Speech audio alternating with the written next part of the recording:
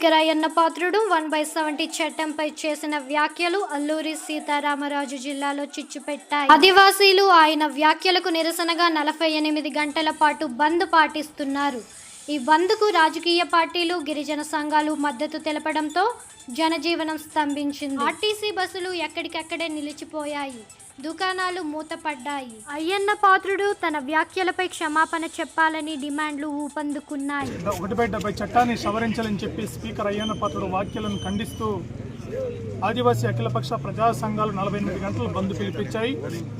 ఉదయం 4 గంటల నుంచి తీవ్రమైన చలిలో మంచులో కూడా లెక్క చేయకుండా బంద్కి స్వచ్ఛందంగా ప్రజల నుంచి సంపూర్ణమైన మద్దతు వచ్చింది.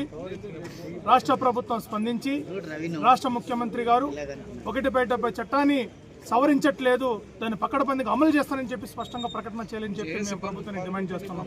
170 చట్టాన్ని ఒక 7 స్టార్ హోటల్కో 5 స్టార్ హోటల్కో ఒక నాన్ ట్రైబ్ అనేటటువంటి వ్యక్తులకి సవరణ చేస్తే అది హోటల్స్కి మాత్రమే కాదు, ఇక్కడ ఉన్నటువంటి అపారమైన ఖనిజ సంపదనంతా కూడా కార్పొరేట్ల శక్తులకి కట్టబెట్టేదానికి మీ యొక్క ఆలోచన విధానాలు, మీ కూటమి ప్రభుత్వం ఆలోచనలు పన్నాగాల పండుతుందని చెప్పి మేము ఆరోపిస్తా ఉన్నాం. ఈరోజు కూటమి ప్రభుత్వ నాయకులందరికీ కూడా మేము విన్నపించుకునేది ఏమంటే, ఈ ప్రాంతంలో, ఈ గిరిజన ప్రాంతంలో ఉన్నటువంటి కూటమి ప్రభుత్వ నాయకులారా, మీరు కూడా ఆదివాసీ బిడ్డలే, మీకు కూడా 170 చట్టం రక్షణగా నిలవాల్సినటువంటి చట్టం. ఈ రోజు మీరు ప్రభుత్వంలో ఉన్నారు కాబట్టి మేము ఉద్యమంలో భాగస్వామ్యులు కాలేము అని చెప్పి మీరు ఇళ్లల్లోనే కూర్చుంటే యావత్ ఆదివాసీ ప్రాంతానికి తీరని నష్టం జరగబోతా ఉంది.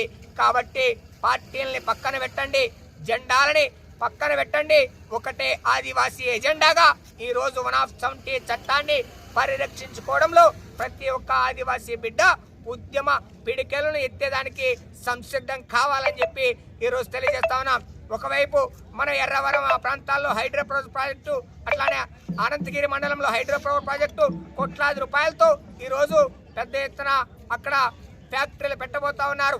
దాని వలన ముంపు ప్రాంతాలు దాదాపు అటు 32 గ్రామాలు, ఇటు కొన్ని గ్రామాలు నష్టపోతా ఉన్నాయి. ఆ గ్రామాలు వలసల పోవలసినటువంటి పరిస్థితి వస్తూ ఉంది.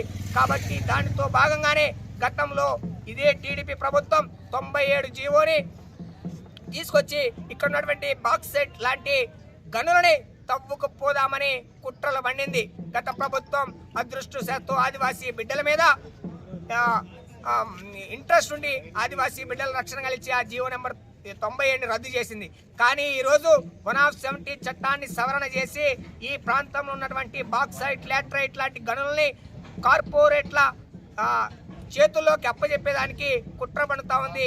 కాబట్టి మేము దీన్ని తీవ్రంగా వ్యతిరేకిస్తా ఉన్నాం. ఖచ్చితంగా మళ్ళీ మీరు 170 చట్టానికి జోలికొస్తే ఆదివాసీ సాంప్రదాయ ఆయుధాలని పట్టుకొని మళ్ళీ ఉద్యమంలో దూకాల్సినటువంటి అవసరం వస్తుంది. కాబట్టి అది కాలరాసే గుణము మీరు మానేయండి దయచేసి. చంద్రబాబు నాయుడు గారు కూడా చెప్తున్నాను, మా ఆదివాసుల హక్కులు మాకే ఉండేటట్టు చెయ్యాలి, నీకు నమస్కారం పెడుతున్నాను. మా గిరిజనులు ఏమైపోవాలి, మా కొండలు, మా భూములు, మా సరిహద్దులు, మా భూములకి వచ్చి ఇక్కడ ఎక్కడెక్కడ వాళ్ళు వచ్చి ఇక్కడ కట్టుకుంటే మేము ఏమైపోవాలి. అయ్యన్న పాత్రుడు గారు నర్సీపట్నము గిరిజన ప్రాంతానికి చెందింది, మీరు కూడా గిరిజన ప్రాంతానికే ఉన్నారు, మీరు స్వీకరగా ఉండండి, మీకు వందనే లేదు. కానీ మా గిరిజనుల చట్టం తీయడానికి నీకు ఎవరిచ్చారయ్యా ఈ అధికారము? దయచేసి మా గిరిజన చట్టంకి మీరు ఇలాగా నాశనం చేయడానికి వస్తే మేము ఎవరికి సహించేది కాదు. ఇదన్న వాగ్దానం. నిన్న జరిగినటువంటి కేబినెట్ సమావేశంలో ఏజెన్సీ ప్రాంతంలో 170 చట్టం ఉందని తెలిసి కూడా హైడ్రో పవర్ ప్రాజెక్ట్ ఇవ్వడానికి నవేగా కంపెనీకి ఏ విధంగా అనుమతులు ఇచ్చారు ఈ ప్రభుత్వం? మీ ప్రభుత్వం యొక్క ఆలోచన విధానం ఏంటి? అంటే ఏం చట్టాన్ని సవరించి ఎవరికి ప్రైవేటు వ్యక్తులకి అనుమతులు ఇచ్చినా కూడా గిరిజనుల నుంచి స్పందన రాదనేది మీ ఉద్దేశం? ఎలాంటి ఆలోచనతోటి ప్రభుత్వం ఎలాంటి విధానాలు చేస్తుంది? కూడా చట్టాన్ని సవరించాలనే ఉద్దేశంతో ఎలాంటి కార్యక్రమాలు చేస్తున్నారు. కాబట్టి దీని మీద తీవ్రమైనటువంటి తిరుగుబాటును ఎదుర్కోవాల్సినటువంటి పరిస్థితి వస్తుంది. ఈరోజు అయ్యన్న పాత్రుడు గారు కేవలం ఆయన ఉద్దేశం ఏంటి? గతంలో మైదాన ప్రాంతంలో ఉన్నటువంటి మైనింగ్ వ్యాపారంలో చాలా సంపాదించారు. అదే రకంగా ఇప్పుడు గిరిజన ప్రాంతంలో ఈ 170 యాక్ట్ని సవరించినట్లయితే గిరిజన ప్రాంతంలో కూడా చొరబడి ఇక్కడ ఉన్నటువంటి అటవీ సంపదను దోచుకోవడానికి మాత్రం ఇటువంటి కుతంత్రాలు కుట్రలు ఈరోజు పన్నుతున్నారు. చంద్రబాబు నాయుడు గారు కనుసనల్లో ఇదంతా కూడా జరుగుతుందని చెప్పేసి ఈ సందర్భంగా తెలియజేస్తున్నాం. 2014 నుంచి 19 వరకు టీడీపీ ప్రభుత్వం అధికారంలో ఉంది.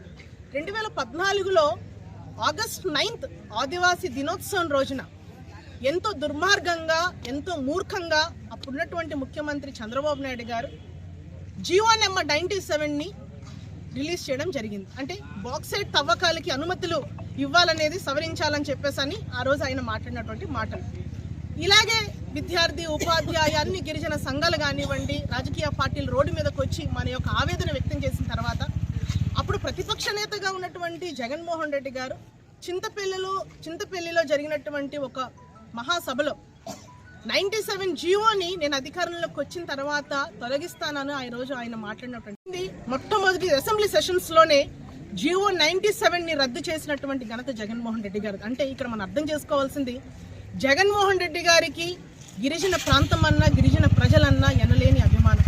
ఖచ్చితంగా గిరిజన హక్కుల్ని, చట్టాలని కాపాడేందుకు వైఎస్ఆర్ కాంగ్రెస్ పార్టీ ఎప్పుడు కూడా గిరిజన పక్షాన పోరాడుతుందని కూడా ఈ సందర్భంగా నేను తెలియజేస్తా ఉన్నాను.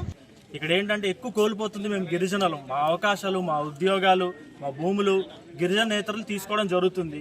దాని పట్ల ఎవరు స్పందించడం లేదు. మాకు ఇక్కడ నాయకులు సపోర్ట్ కావాలి, ప్రభుత్వం సపోర్ట్ కావాలి. అందరూ మాకు న్యాయం జరగాలండి. అన్యాయం జరుగుతుంది. కావున మేము అందరం వచ్చి ఇక్కడ వచ్చి అందరి తరపున మేమందరూ బంద్ చేయడం జరుగుతుంది. అందరూ ప్రతి ఒక్కరు స్పందించాలి.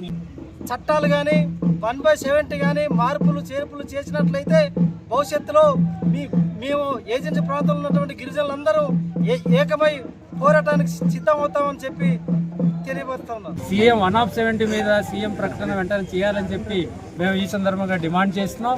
ఎందుకంటే నిన్న గిరిజన సంక్షేమ శాఖ మంత్రి 170 చట్టాన్ని పరిరక్షిస్తున్నాం అని చెప్పి ప్రకటన, అది ఆదివాసీ ఆగ్రహాన్ని చల్లార్చించడానికే తప్ప ఇంకోటి కాదు. వాస్తవంగా 170 చట్టాన్ని పరిరక్షించాలంటే అసెంబ్లీ సమావేశాలు జరగబోతున్నాయి. ఆ అసెంబ్లీ సమావేశంలో రాష్ట్ర ప్రభుత్వం తరఫున అక్కడ సీఎం ప్రకటన చేయాలి. అలాగే స్పీకర్, ఇంత ఆందోళన జరుగుతుంది, స్పీకర్ గారే 170 చట్టం సవరించాలన్నారు. కాబట్టి స్పీకర్ వైఖరి ఏంటో కూడా ఇప్పుడు దాకా చెప్పలేదు. అందుకే స్పీకర్ వెంటనే 170 మీద ఆయన ఒక వైఖరి వెంటనే చెప్పాలి. అలాగే ప్రభుత్వం బాధ్యత వహించి ఆ 170 మీద అవహేళన మాట్లాడిన స్పీకర్ మీద కూడా చర్యలు తీసుకోవాలని చెప్పి మేము ఈ సందర్భంగా డిమాండ్ చేస్తున్నాం.